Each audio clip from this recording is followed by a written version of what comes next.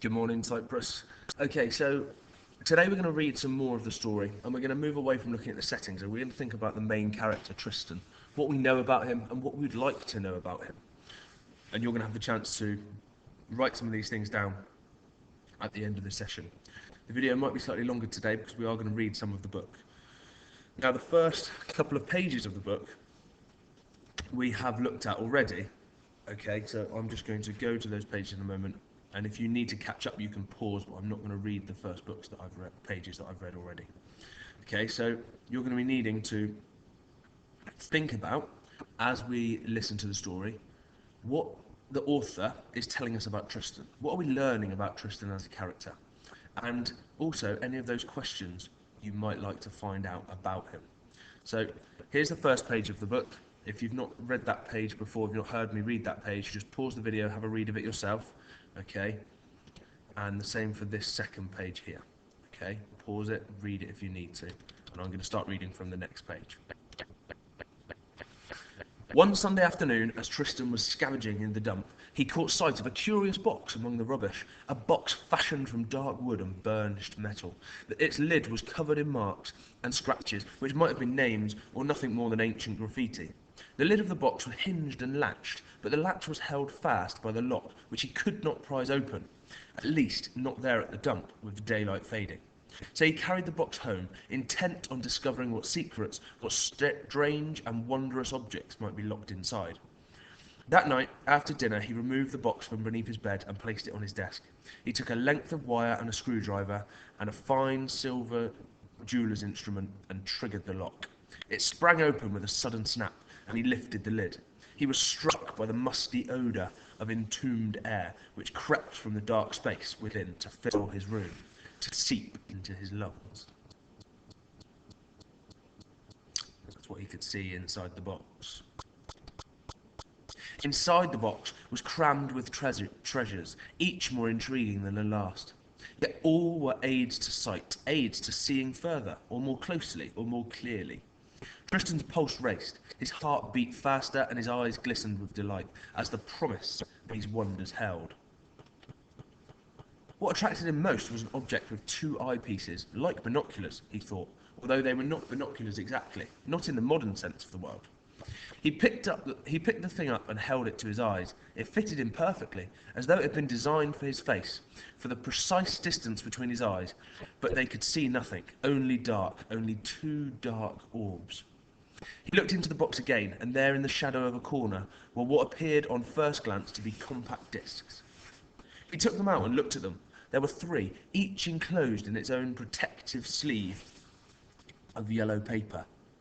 He removed one.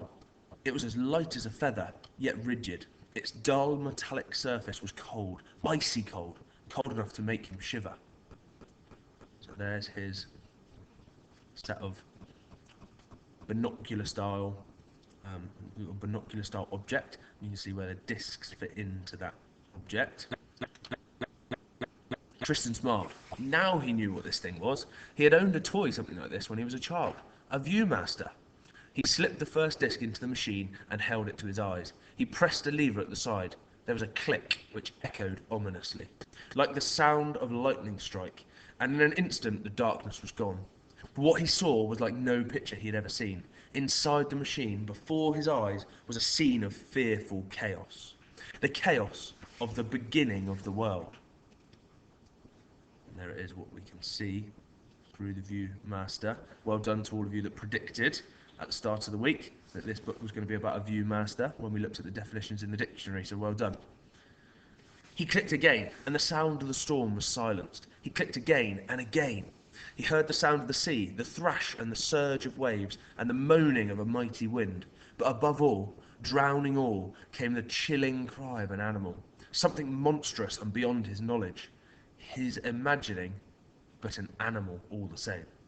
And then, though he hardly dared look, there followed the raucous cries of human beings, or what he thought were human beings, their voices raised in anger, and so he went on until the disc was finished. Only then did he sit back, amazed and breathing deeply. So there are the things that he's seen through the Viewmaster.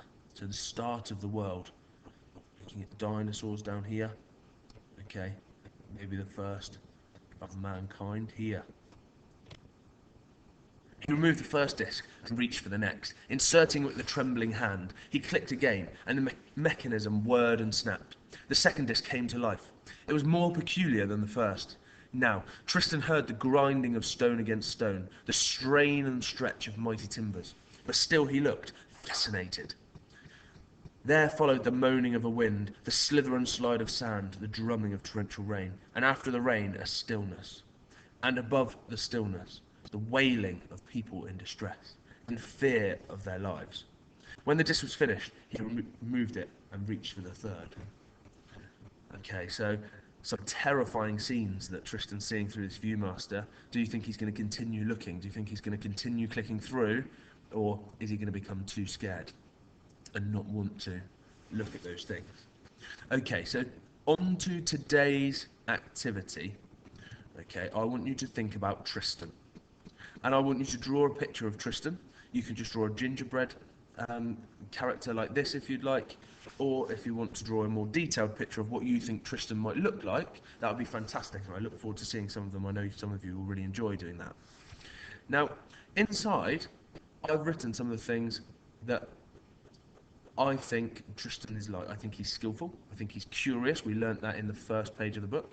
Skillful, anxious, afraid, okay, at different points in the story.